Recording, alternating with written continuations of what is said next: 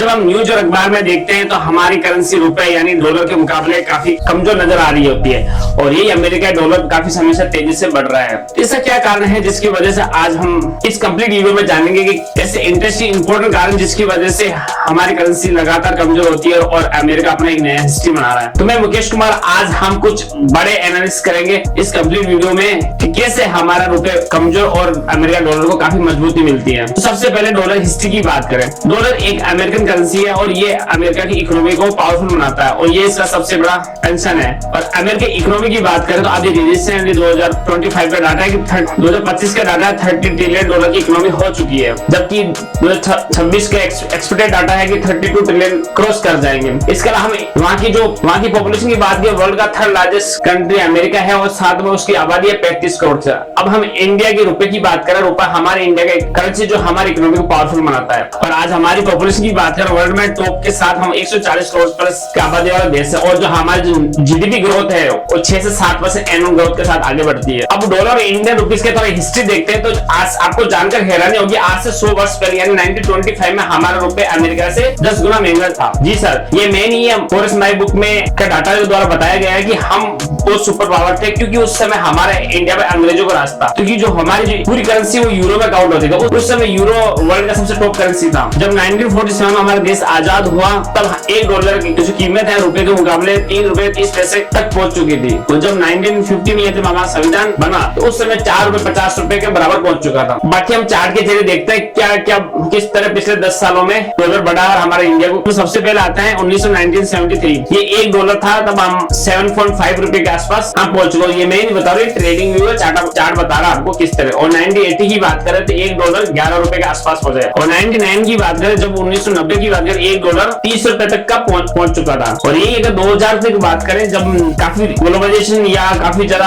हमारी टेक्नोलॉजी आगे बढ़ रही है, तब भी $40 तक पहुंच चुका था। और जब डिजिटल या सोशल मीडिया का दौर आने लगा तब 2010 तक हमारे डॉलर के मुकाबले ₹45 पहुंच चुका था। अब 2020 का एक डाटा है जो कोरोना से पहले की बात करें, हम ₹60 तक हम पहुंच चुके थे। लेकिन जब 2025 की बात करें तो $1 91 पे पहुंच चुका था। ये बड़ा हैरानी का कारण है कि लगातार हमारा डॉलर इतना मजबूती और रुपए लगातार कमजोर हो रहा है। और पिछले कोरोना के आफ्टर कोरोना के बाद तो बड़े तेजी से डॉलर ने मजबूती दिखाई, ₹31 तक का पहुंच गया। तो क्या बड़े सेंटीमेंट है जो आज हम जानते हैं, उसमें सबसे बड़ा सेंटीमेंट आता है अमेरिका इकोनॉमी मल्टीनेशनल कंपनियां। आपने देखा वहां की जो नोवाडिया सेमीकंडक्टर कंपनी जो वर्ल्ड वाइड ऑटोमोबाइल्स और एआई जनरेटर एक्सपोर्ट करती है, आज उसका जो मार्केट कैप है 3 ट्रिलियन है। और इसके अलावा माइक्रोसॉफ्ट की बात करें, जो बिल गेट्स की कंपनी है, उसने MS DOS से लेके विंडोज तक का इस प्रोडक्ट को लेते हैं, इसकी मार्केट कैप है 4 ट्रिलियन का और 8 मिलियन सब्सक्राइबर के साथ ये वर्ल्ड में अपना पूरा बिजनेस कर रही है। सब जगह अपना धूम मचाया है और इसका जो मार्केट कैप है 4 ट्रिलियन का। अब एप्पल की बात करें, एप्पल एक ऐसी कंपनी है जहां भी इसका कोई प्रोडक्ट लॉन्च होता है लोगों को बड़ी लंबी लाइन लगाना और एडवांस बुकिंग करा के। और अमेजन की बात करें, ये ई-कॉमर्स की सबसे बड़ी है, 40% मार्केट शेयर है इसका पूरा वर्ल्ड वाइड, 200 मिलियन से ज्यादा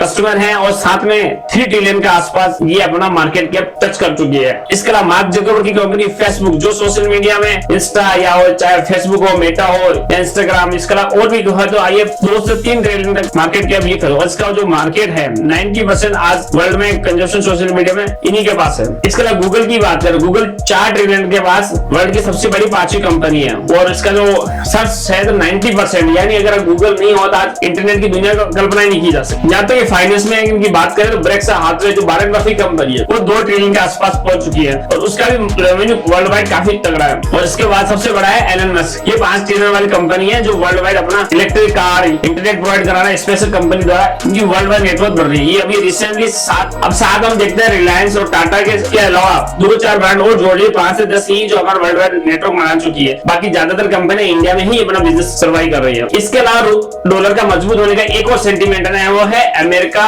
और इंडिया के एक्सपोर्ट डाटा का रेशियो। आपने देखा होगा जब अमेरिका की एक्सपोर्ट की बात करें, वो हर साल $186 बिलियन का एक्सपोर्ट करता है और इंपोर्ट तो उससे ज्यादा करता है। लेकिन वो इंपोर्ट की बात करें तो वो $270 बिलियन का इंपोर्ट करता है, जो उनका जो नेगेटिव बैलेंस डेट है वो मात्र $90 बिलियन है। अब इंडिया की एक्सपोर्ट इंपोर्ट की बात करें, पिछले साल हमने ट्रेडिंग न्यूज ये डाटा ट्रेडिंग इकोनॉमिक्स का बताता है कि पिछले साल हमने इंडिया में एक्सपोर्ट की बात करें $434 बिलियन का हमने तो एक्सपोर्ट किया और इंपोर्ट की बात करें 697 बिलियन डॉलर, यानी हमारा जो नेगेटिव बैलेंस डेट है 283 बिलियन डॉलर का। यानी इसी वजह से हमारे सबसे मैक्सिमम जो प्रेशर आता है रुपए पे वो एक्सपोर्ट इंपोर्ट का, क्योंकि हमें आज भी इतना बड़ा डिजिटल जमाने के अंदर आज हमें मैक्सिमम हमारे वर्ल्ड के अन्य कंट्रोल पे हमें आयात करना पड़ता है। इसकी वजह से हमारी जो रुपए है लगातार कमजोर हो रहा है, डॉलर को काफी मजबूती मिल रही है। इसका एक और मेजर का सेंटीमेंट है जिसकी वजह से डॉलर मजबूत होता है कि डॉलर एक ग्लोबल करेंसी है। आज वर्ल्ड में कहीं चले जाए डॉलर सबसे करेंसी मानी जाती है, जबकि इंडिया की जो कुछ कंट्री में लिमिट है, जिसमें आप इंडिया ले लो, इंडिया में हमारी करेंसी चलती है, साथ में नेपाल, भूटान, मालदीव, यूएई या सिंगापुर जैसे कुछ देशों तक हमारे लिमिटेशन है ना, हम वर्ल्ड वाइड करेंसी में नहीं आता। ये भी बड़ा कारण जिसके वजह डॉलर एवरेज मजबूत होता है और हम पीछे रह जाते हैं। अब एक और सेंटीमेंट है जिसकी वजह से हमारा रुपए कमजोर होता है, वो है स्टॉक मार्केट में एफआई का सेलिंग होना। आपने देखो जब भी हमारी इकोनॉमी ग्रो करती है, तेजी से आगे बढ़ती है, तो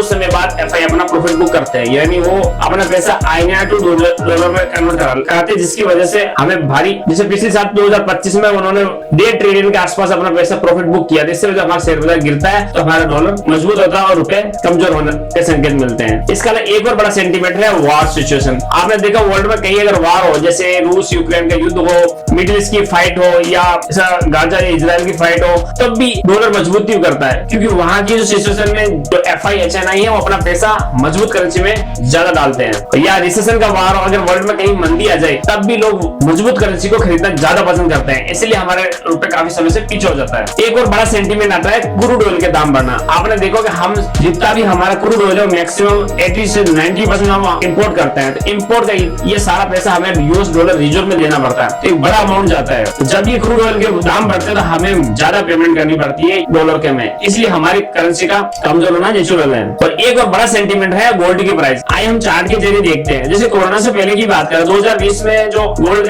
ग्लोबली ट्रेड हो रहा था वो 1400-1500 US डॉलर तक हो रहा था कोरोना के आसपास, और आज 2026 में गोल्ड 4625 डॉलर के आसपास ट्रेड हो रहा है, यानी इतना बड़ा ग्रोथ गोल्ड में देखे गए। तो उसके बाद अगर US और डॉलर के जो चार्ट देखते हैं, अब USD और INR के चार्ट देखते हैं तो हम 60 रुपए से सीधे 91 पहुंच गए। यानी वर्ल्ड में लोगों ने गोल्ड ज्यादा भर के खरीद, जिसमें चाइना नंबर 1 है, अमेरिका तो खरीदते हैं, बाकी सारे डेवलप कंट्री तो खरीद रहे हैं, लेकिन हमारे कमजोर करेंसी वजह से हम जो गोल्ड बढ़ता है तो और ज्यादा कमजोर हो जाते हैं। तो ये है आज डॉलर 91 तक हमारे रुपए को टच करने का ये बड़े कारण है जिसकी वजह से डॉलर लगातार बढ़ रहा है और हमारा रुपए गिर रहा है। तो उम्मीद करता हूँ ये वीडियो आपको काफी इन्फॉर्मेटिव और नॉलेजेबल बना लगा, पसंद आया होगा आपको। अगर वीडियो पसंद आया तो हमारे चैनल को लाइक और सब्सक्राइब जरूर करें और कमेंट करना ना भूलें, और अपनी हेल्थ का और अपने परिवार का जरूर ख्याल रखें। Good luck.